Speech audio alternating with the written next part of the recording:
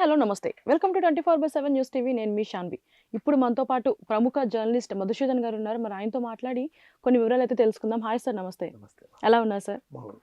Sir, ఇప్పుడు చూసుకుంటే ఒక పక్క రాజకీయం కానియండి, మరో పక్క సినీ ఇండస్ట్రీనే కానియండి, ప్రతి ఒక్కళ్ళు కూడా స్పందిస్తున్నారు. లైక్ ఏంటి అంటే మన కొండా సురేఖ గారు కొన్ని వ్యాఖ్యలైతే చేశారు.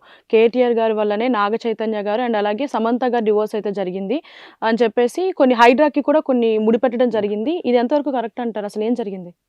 అదే ఇప్పుడు యాక్చువల్‌గా ఏమైందంటే, కొండా సురేఖ చేసినటువంటి మంత్రిగా ఆమె ఆ హోదాలో ఉండి, ఆమె మాట్లాడినటువంటి మంత్రి గారు మాట్లాడినటువంటి ఒక మాట 2 తెలుగు రాష్ట్రాల్లో పెను తుఫాను లేపింది. అవును. ఓకే. కాకపోతే ఏంటంటే, ఇక్కడ తెలుసుకోవాల్సింది రాజకీయ నాయకులు మొట్టమొదట తెలుసుకోవాల్సింది ఏంటంటే, సముచితమైన భాషను వాడడం అంటే ఏంటి? డిగ్నిటరీ ఆఫ్ లాంగ్వేజ్ అంటే ఏంటి? అవును. ఇప్పుడు ఎలా అయిపోయిందంటే, ఎవడు ఎంత ఎక్కువగా బూతులు మాట్లాడితే వాడంత గొప్ప అనే లెక్కలో తయారయ్యాయి. అవును. అదే ఇప్పుడు కొండా సురేఖ మంత్రి గారు, కొండా సురేఖ గారు ప్లస్ కాంగ్రెస్ తలకు చుట్టుకొనిన వివాదం ఇది. అవును. ఇప్పుడు ఆమె ఒక్కతోనే పోవట్లేదు. ఇప్పుడు ఆమె మాట్లాడింది వ్యక్తిగతంగా కొండా సురేఖ గారు మాట్లాడింటే దాని లెక్క వేరుగా ఉండేది.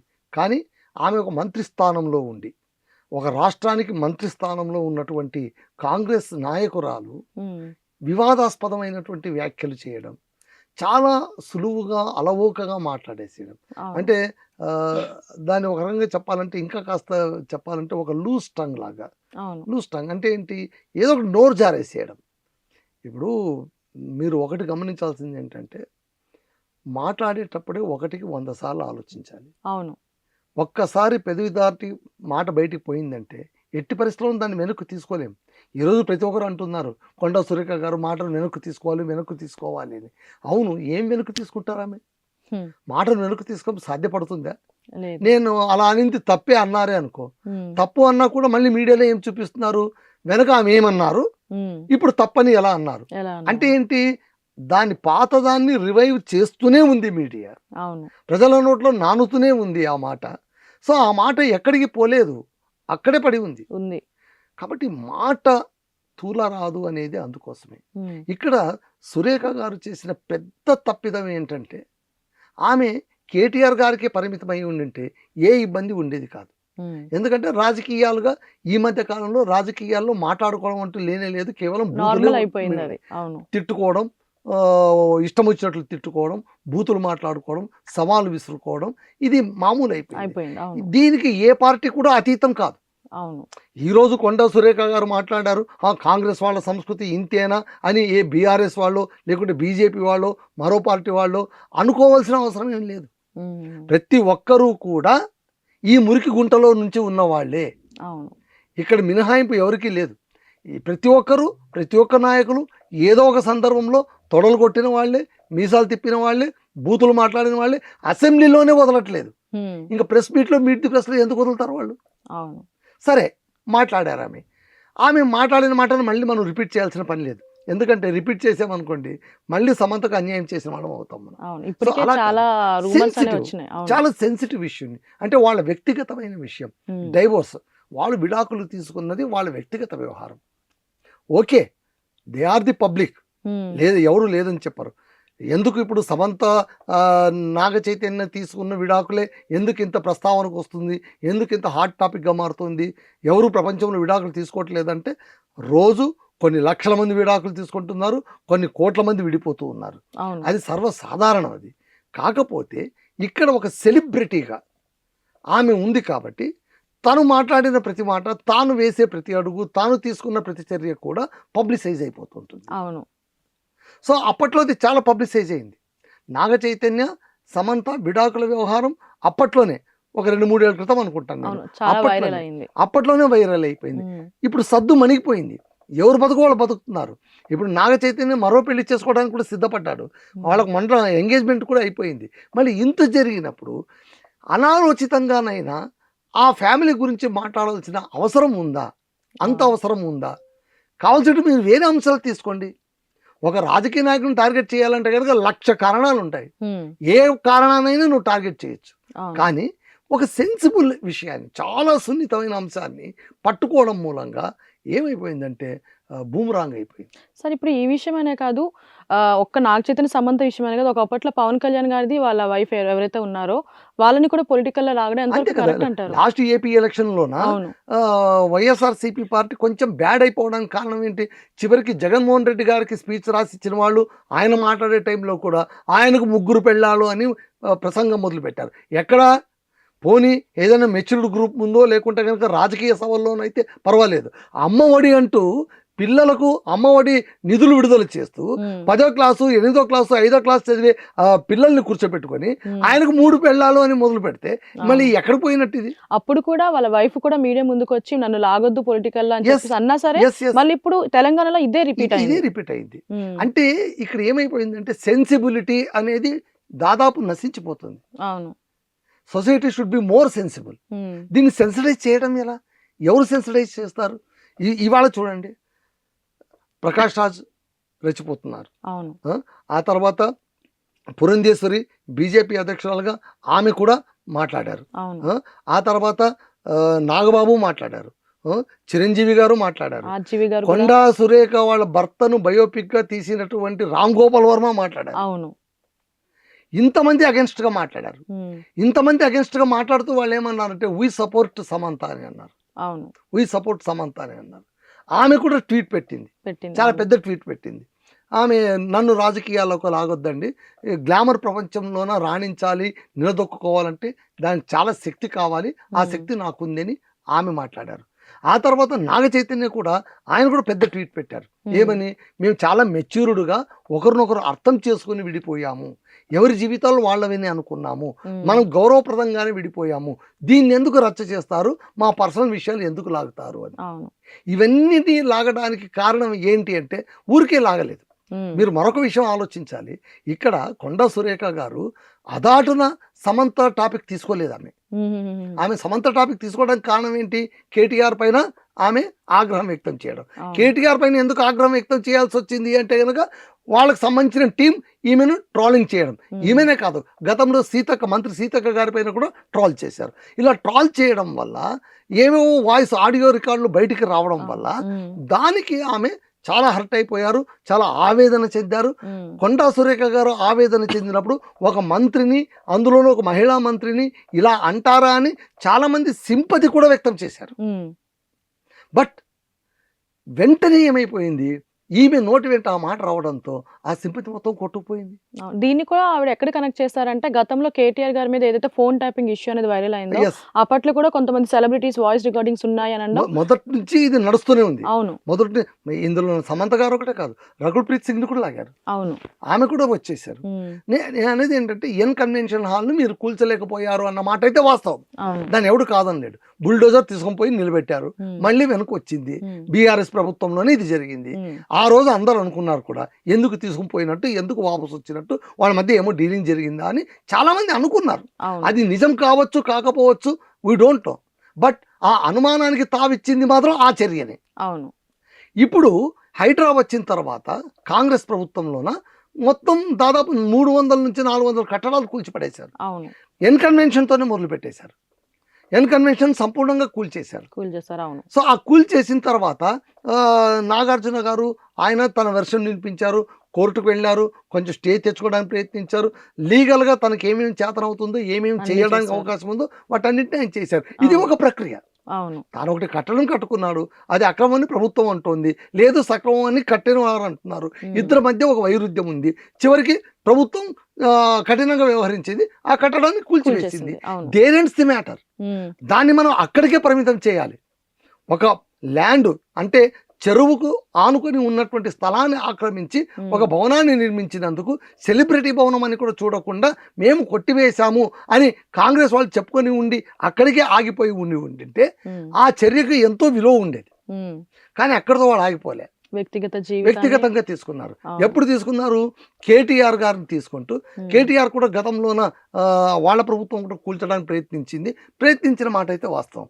కానీ దాన్ని వెనుక తీసుకోవడానికి అందులోన ఈ కారణాలు ఉన్నాయంటూ అటు సమంతను లాగడం అనేది ఒక రకంగా అన్యాయం. అవును.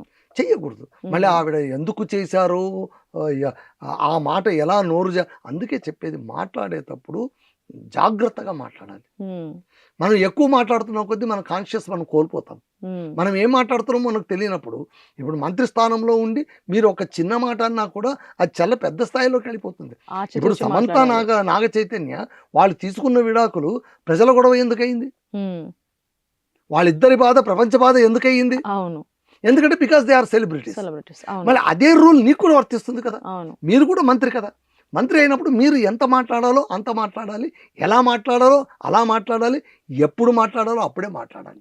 అవును, మళ్ళీ మాటకున్న విలువను పోగొట్టుకుంటే ఇలాగే ఉంటుంది. అవును. ఇప్పుడు ఇదే ధోరణి అంటే ఒక్క రాజకీయ నాయకులు ఇట్లా వ్యంగ్యంగా మాట్లాడడం వల్ల ఏంటి అంటే పబ్లిక్‌ని కూడా ఎక్కువ ఇన్‌ఫ్లుయెన్స్ చేస్తుంది. సో ఇదే ధోరణి కంటిన్యూ అయితే ఎంతవరకు వెళ్ళొచ్చు అంటారు? ఇప్పటికీ సొసైటీలోనూ అసహనం పెరిగిపోయింది. ఇంటాలరెన్స్ అనేది. Intolerance for many causes. మీరు చూడండి, మీరు చాలా సులువుగా అలవక చిన్న పిల్లలు వాళ్ళు ఇంకా 10వ తరగతి చదువుకుంటుండొచ్చు, 5వ తరగతి చదువుకుంటుండొచ్చు, 8వ తరగతి చదువుకుంటుండొచ్చు, కాలేజ్ పిల్లలు అయి ఉండొచ్చు, బూతులు మాట్లాడేస్తున్నారు. అవును. పైగా అన్నిటికంటే ఇంకా విడ్డూరం ఏంటంటే బూతులు మాట్లాడేసి ఇది మా సంప్రదాయం అని చెప్పడం. బూతులు మాట్లాడడం సంప్రదాయం ఎట్లవుతుంది? ఏ సంప్రదాయం నేర్పిస్తుంది మిమ్మల్ని బూతులు మాట్లాడమని? ఏ సంప్రదాయం చెప్పదు. మనం పెరుగుతున్న కొద్దీ, మన నాగరికత అభివృద్ధి అవుతున్న కొద్దీ we should fine tune our language. మాట్లాడడంలోనూ కాస్త జాగ్రత్త వహించాలి. ఓకే, నీ యాసలో నువ్వు మాట్లాడు, నీ భాషలో నువ్వు మాట్లాడు, కానీ ఎక్కడో నేర్చుకున్న బూతులు తీసుకొని మాట్లాడాల్సిన అవసరం లేదు కదా. అది ఇప్పుడు జరుగుతుంది. అది దురదృష్టకరం. ఈ పరిణామం మాత్రం దురదృష్టకరం. కాకపోతే కొండా సురేఖ గారు ఒక్కరే కాదు, రాజకీయ నాయకులందరూ గుర్తుంచుకోవాల్సిన ప్రధానమైన అంశం ఏంటంటే, తాము అధికారంలో ఉన్నాం కదా, లేదా తాము రాజకీయ నాయకులం కదా, లేదా తమ వెంట 10 మంది నడుస్తారు, తమకు ఒక కాన్వాయ్ ఉంది, తమకు ఒక అనుచర వర్గం ఉంది, అనుచరగణం ఉంది అని ఎలా పడితే అలా మాట్లాడతామంటే అది ఖచ్చితంగా బూమ్రాంగ్ అవుతుంది. ఖచ్చితంగా. అవును, అది ఎటుపోతుందో తెలియదు. ఇప్పుడు చూడండి, యాక్చువల్గా ఈరోజు ఉదయమే ఆమె మీడియా ముందుగా ఆ వ్యాఖ్యల్ని వెనక్కి తీసుకున్నానని చెప్పింది. కానీ ముందు మనం అనుకున్నట్టు వెనక్కి తీసుకోవడం అంటే ఏమి ఉండదు. అవును, అనడమే ఉంటుంది అంతే. వెనక్కి తీసుకోవడం ఎలా ఉంటుంది? అవును, ఉండదు. అందుకే పూర్వంలోన, అందుకండి చెప్పేది, మన భాష మన సంస్కృతి ఎంత గొప్పదంటే, పూర్వంలోనూ మనకు సుమతి శతకాలని పద్యాలు నేర్పించేవారు చిన్నపిల్లలకు. ఆ పద్యంలోనూ ఇలాంటివన్నీ ఉన్నాయి. ఎవరితో ఎట్లా మాట్లాడాలని ఉంది. ఒక మాట మనసుకు ఎలా తగులుకుంటుందని చాలా చక్కగా చెప్పాడు. ఏమంటే, నువ్వు ఒక బాణం వేస్తే అది నీ శరీరాన్ని మాత్రమే గాయం చేస్తుంది, అదే ఒక మాట విసిరావనుకో అది నీ గుండెకే గాయం చేస్తుంది. అవును, అది నువ్వు ఎన్నిసార్లు ప్రయత్నించినా ఆ గాయం మానదు అన్నారు. తనువును విరిగిన అలుగులు అనువుగా పుచ్చంగవచ్చు, అది ఎట్లున్నాను మనమున నాటిన మాటలు, మనసులో నాటిన మాటలు విను ఎన్ని ఉపాయముల వెడలునే అదిప. నువ్వు ఎన్నిసార్లు ప్రయత్నిస్తే అది బయటకు వస్తుంది. మళ్ళీ ఊరికే చెప్పారు అది మాట ఎలా ఉండాలనేది. అందుకే చెప్పేది మన సంస్కృతి నేర్చుకోవాలి, భాష గురించి నేర్చుకోవాలనేది. ఎందుకంటే ఎందుకోసమే, అది నిన్ను పెంచుతుంది, పెద్ద చేస్తుంది, నీకు మంచి అంటే ఏంటో చెప్తుంది, నువ్వు ఎలా మాట్లాడాలో చెప్తుంది. వీటన్నింటినీ కాదనుకొని నా ఇష్టారీతిగా ఎవరేమనుకుంటా నాకేమని విర్రవీగితే పరిస్థితులు ఇలాగే ఉంటాయి. మరి ఇప్పుడు దీనికి సంబంధించి మన కాంగ్రెస్ అధ్యక్షుడైన మన రేవంత్ రెడ్డి గారు ఏ విధంగా స్పందిస్తారు? కాంగ్రెస్ అధ్యక్షుడు కాదులేండి, కాంగ్రెస్ అధ్యక్షుడు మహేందర్ అయినా ఇప్పుడు సీఎం గారు ఇంకా రెస్పాండ్ కావాలి. కాకపోతే టీపీసీసీ అధ్యక్షుడు ఆల్రెడీ ఈరోజు మనకు మీడియాలో వచ్చిన స్క్రాల్ ఏంటంటే, ఆల్రెడీ మంత్రి గారికి ఫోన్ చేసి దీన్ని మీరు కాస్త రెస్పాండ్ కండి, ఏదో ఒకటి దీన్ని ఫైనలైజ్ చేయండి. ఎందుకంటే ఇది చాలా పెద్ద ఎత్తున వెళ్ళిపోతుంది. అవును, ఒకరు ఇద్దరితో ప్రారంభం కాదు, మొత్తం అందరు లేచి కూర్చున్నారు. ఇప్పుడు సినీ ఫీల్డ్ మొత్తం లేచి కూర్చుంది. అవును, ఎందుకంటే ఇది సినీ ఫీల్డ్ మొత్తానికి సంబంధించిన అంశం అయిపోయింది ఇప్పుడు. అవును, ఎప్పుడైతే ఒక మాట 10 మందిని రిలేట్ చేసుకునేలాగా తయారైపోయిందో అప్పుడు దానికి మూల్యం చెల్లించుకోక తప్పదు. ఇప్పటికే హైడ్రా లాంటి చర్యల వల్ల, అంటే ఏంటి, హైడ్రా తప్పని నేను చెప్పను, హైడ్రా లాంటి చర్యల వల్ల కాంగ్రెస్కు తెలుసో తెలియకుండానో అప్రతిష్ట కలుగుతోంది. అవును, పేదల్ని ఇది చేసేస్తున్నారు, అది చేసేస్తున్నారు అని అంటున్నారు. పేదలు కూడా రెచ్చిపోతున్నారు. నిన్న ఒక దాంట్లో చూపించారు, బతుకమ్మ పండుగ ఆడుతున్నప్పుడు, బతుకమ్మ ఆట ఆడుతున్నప్పుడు పేదలందరూ కూడా ప్లకార్డులు పట్టుకొని బతుకమ్మ ఆట ఆడుతున్నారు. ఏంటి, మా భవనాలు, మా ఇళ్ళు కూల్చేయకండి, మమ్మల్ని ముంచేయకండి, ఇది పాలన కాదు అని చెప్తూ నిరసన వ్యక్తం చేస్తూ బతుకమ్మ ఆడారు. అవును, మరి హౌ ఇట్ గోస్ అనేది అందుకే చెప్పేది గవర్నెన్స్ అనేది చాలా కష్టమైన విషయం. ఎందుకంటే మీరు తీసుకునే ఒక నిర్ణయం, మీరు మాట్లాడే ఒక మాట, మీరు వ్యక్తం చేసే ఒక అభిప్రాయం అది ఎలా వెళుతుంది అనేది వెళ్ళిన తర్వాత కానీ మీకు అర్థం కాదు. సరే ఇప్పుడు ఏపీలో ఏదైతే జరిగిందో వైఎస్ఆర్‌సీపీ వాళ్ళు పవన్ కళ్యాణ్ వ్యక్తిగత జీవితం కోసం మాట్లాడి భూస్థాపితం అయిపోయింది. మరి ఇప్పుడు అదే పరిస్థితి కాంగ్రెస్‌కి వచ్చే అవకాశం ఉందంటారా? మీరు ఆ మాట వెనక్కి తీసుకోండి. భూస్థాపితం ఏ పార్టీ కాదు. అంటే ఎన్నో పవర్ నుంచి బయటకు 175 రావాల్సినవి కరెక్ట్. 10, మీకు ఒక విషయం 11 చెప్పనా? వచ్చినాయి. మీరు ఒకటి గుర్తుంచుకోండి. బీజేపీ హ్మ్. గత 3 ఏళ్లుగా అధికారంలోకి వచ్చింది ఎన్డీఏ. హ్మ్. ఒకానొకప్పుడు 2 సీట్లు వచ్చాయి అంతే దానికి. హ్మ్.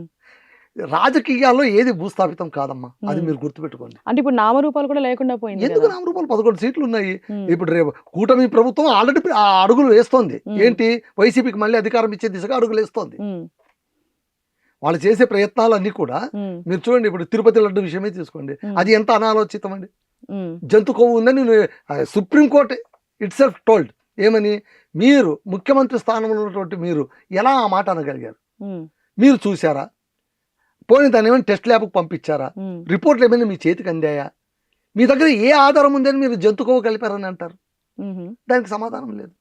ఆ, ఆ, కొన్నిట్లోనూ జంతు కొవ్వు కలిసినట్టు మనకు అనుమానం వచ్చి ఆ ట్యాంకర్లను వెనుక పంపాము. వాళ్ళే గతంలో కూడా నెయ్యి సప్లై చేశారు కాబట్టి కలిసి ఉండవచ్చు ఏమో, హుహు. కలిసి ఉండొచ్చు ఏమో అనడానికి, కలిసి ఉండొచ్చు అనడానికి, కలిసి ఉంది అనడానికి వ్యత్యాసం లేదా? అంటే వాళ్ళు కొన్ని రిపోర్ట్స్ కూడా చూపిస్తున్నారు కదా! ఏం నిజం రిపోర్ట్స్ చూపించారు? కాదంటారా? గతంలోన అంటే 8 ట్యాంకర్లు వస్తే అందులో 4, 8 వెనుక పంపించారమ్మా. హ్మ్. అవి పొల్యూటెడ్ అని గుర్తించి పంపించారు. హ్మ్. వాటిని వాడలేదు. హుహు. అదే కంపెనీ వాళ్ళు గతంలో కూడా పంపారు కాబట్టి అయ్యుంటుందేమోనని వీళ్ళ ఊహాజనిత ఆలోచన. Okay. It may be or it may not. Accurate answer కాదది. హ్మ్. అందుకోసం సుప్రీంకోర్టు మొట్టమొదటి అడిగింది ఏంటి, ముఖ్యమంత్రి గారు మీ దగ్గర ఆధారాలు ఏమైనా ఉన్నాయా? ఓకే. మీరు ఏమైనా టెస్ట్ చేయించి ఆ ల్యాబ్ రిపోర్ట్స్ మీ దగ్గర పట్టుకున్నారా? మళ్ళీ మీరు ఎలా చెప్పారు? హ్మ్. దానికి సమాధానం లేదు.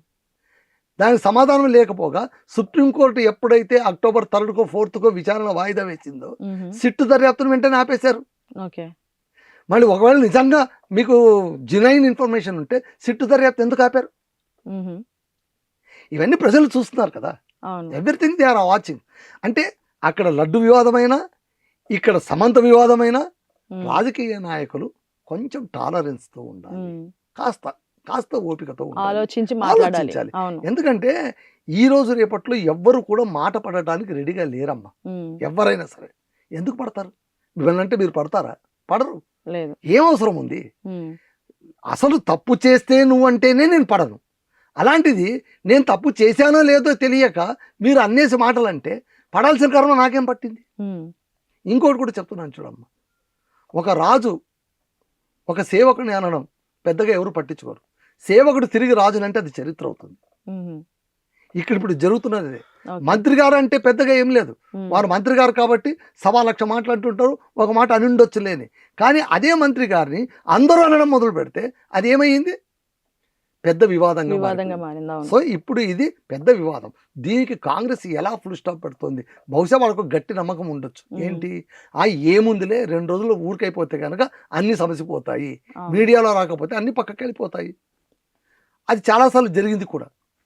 అవును. చాలాసార్లు జరిగింది కూడా. యెస్. సో ఇప్పుడు ఎలక్షన్స్ అప్పుడే అండి. హ్మ్. ఎలక్షన్స్ అప్పుడే ఏమన్నారు? మీరు ఆంధ్ర ఎలక్షన్స్ తీసుకోండి. ఇదే పవన్ కళ్యాణ్ గారు హ్మ్. ప్రసంగంలోన వాలంటీర్స్ వల్ల ఉమెన్ ట్రాఫికింగ్ జరిగింది అన్నారు. అంత పెద్ద మాట అన్నారు. హుహు. మళ్ళీ మీరు అధికారంలోకి వచ్చారు కదా, 3 నెలలు దాటిపోయింది కదా, మళ్ళీ ఏం చర్యలు తీసుకున్నారు? చెప్పాలి కదా. అవును. It's a very disaster factor కదా. ఒకవేళ అది నిజమైతే ఎంత దారుణం. హ్మ్. దానిపైన మీ చర్యలేంటి? అంటే ఇలా చెప్పుకుంటూ పోతే ఇది సందర్భం కాకపోవచ్చు, కానీ చెప్పుకుంటూ పోతే ప్రతి ఒక్క చోట కూడా ఏదో ఒక రచ్చ జరుగుతోంది ఇక్కడ. హ్మ్. అభివృద్ధి బదులు రచ్చ జరుగుతోంది. అవును.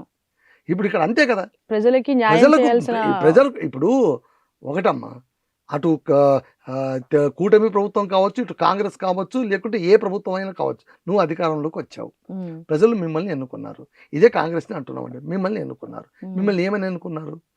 గత న్యాయం. పాలకులు సరిగ్గా చేయలేదనే కదా మిమ్మల్ని ఎన్నుకునేది. హ్మ్. ఉత్తి పుణ్యానికైతే కాదు కదా.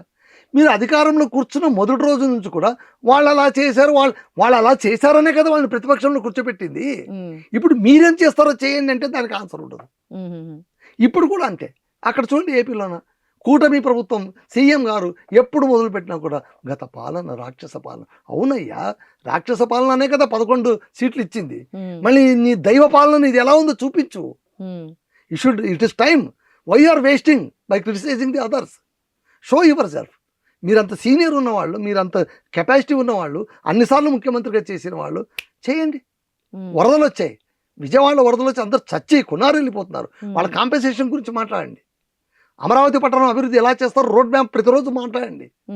పోలవరం ఎలా కడతారో చెప్పండి. కాళేశ్వరం కుంగిపోయింది కాదు, దాన్ని ఏం చేస్తారో చెప్పండి. రైతు బంధు అందరికీ ఇచ్చారో చెప్పండి. రుణమాఫీ షరతులు లేకుండా బేషరతుగా చేశారో చెప్పండి. ఇవన్నీ కదా కావాల్సింది, ప్రజలకు కావాల్సింది ఇవి కదా. ఇవి కాదనుకొని అదేమంటారు చూడండి, ఇది ఎట్లా అంటే కొయ్య గుర్రం పైన స్వారీ చేసినట్టుంది పాలన అన్ని రాష్ట్రాల్లోనూ. కొయ్య గుర్రం పైన స్వారీ అంటే ఊరికి చేతులు కదుపుతున్నట్టు ఉంటుంది, గుర్రం ముందుకు పోదు. ఇప్పుడు మన పరిస్థితి అలాగే ఉంది. ఇప్పుడు తెలంగాణలో కూడా అదే ధోరణి ఉంది. కాంగ్రెస్ వాళ్ళు వచ్చేసి కేటీఆర్ గాని అదే కదా అదే జరుగుతుంది. సేమ్. ఇప్పుడు కేటీఆర్ గారు అంటారు, అవును ప్రతిపక్షం నుండి ఆయన పళ్ళు మంది ఆయన అంటాడు. ఆయన అన్న మాటకు విలువ ఉండదు. మీరు ఎప్పుడైతే రెస్పాండ్ అవుతారో ఆ మాటకు విలువ వస్తుంది. అవును. మీరు అసెంబ్లీలో కూర్చొని ఆ రోజు పవర్ పాయింట్ ప్రజెంటేషన్ ఇచ్చారు, పవర్ గురించి ఇచ్చారు, కాళేశ్వరం ప్రాజెక్టు గురించి ఇచ్చారు, వివిధ జల ప్రాజెక్టుల గురించి ఇచ్చారు, వివిధ పథకాల గురించి ఇచ్చారు. అవన్నీ తప్పని మీరు చెప్పేశారు కదా, అయిపోయింది కదా. మళ్ళీ ఇప్పుడు మీరు ఏం చేస్తారు? 6 నెలలు అయిపోయింది. మళ్ళీ చూపించండి, మీ మార్క్ చూపించండి. అవును. ఇప్పుడు కాంగ్రెస్ అధికారంలోకి రావడం అనేటువంటి సామాన్యమైన విషయం కాదు తెలంగాణలో. నిజం. అవును. 10 ఏళ్ల బీఆర్ఎస్ పాలన తర్వాత వచ్చింది. కాంగ్రెస్ అధికారం వచ్చింది అనుకోవడం కంటే కూడా ప్రజలు కాంగ్రెస్ కి ఇచ్చారు.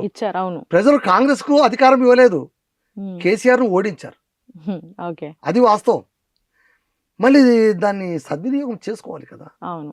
సో ఫైనల్గా నేను చెప్పేది ఒకటేనమ్మా, సమంత ఇష్యూ అయినా, పవన్ కళ్యాణ్ ఇష్యూ అయినా, ఇంకొకరి ఇష్యూ అయినా మనం వ్యక్తిగత వివరాల్లోకి వెళ్ళొద్దు. వెళ్ళి ముప్పును కొని తెచ్చుకోవద్దు, కోరి వివాదాన్ని తెచ్చుకోవద్దండి. ఇప్పటికే మీకు కావాల్సిన తలనొప్పులు ఉన్నాయి, వాటిని ఎలా దించుకోవాలో, ఆ తలనొప్పి ఎలా వదిలించుకోవాలో చూసుకోండి. అంతేగాని లేని కొత్త తలనొప్పులు తెచ్చుకుంటే మీకు గౌరవం దక్కకపోగా ఇంకో విమర్శ ఏమొస్తుందంటే ఇవన్నీ డైవర్షన్ పాలిటిక్స్ అని వస్తుంది. నిజం, ఖచ్చితంగా. అసలు విషయాన్ని పక్కదారి పట్టించడానికి మాట్లాడుతున్నారని అయినా సరే దాన్ని డైవర్షన్ పాలిటిక్స్ అని అనేస్తారు. ఇప్పుడు హైడ్రాన్ ఏమంటారు? డైవర్షన్ పాలిటిక్స్ అంటున్నారు. లడ్డు వివాదాన్ని ఏమంటారు? డైవర్స్ పాలిటిక్స్ అంటున్నారు. మళ్ళీ ఇది అవసరమా? పాలకులు ఒకసారి ఆలోచించుకోవాలి. అవకాశం వచ్చింది, వినియోగించుకుంటే మంచిగా ఉంటుంది. మరి చూడాలి, మరి దీనికి సంబంధించి రేవంత్ రెడ్డి గారు ఏ విధంగా స్పందిస్తారు చూడాలి. Thank you so much sir. నమస్తే అమ్మా.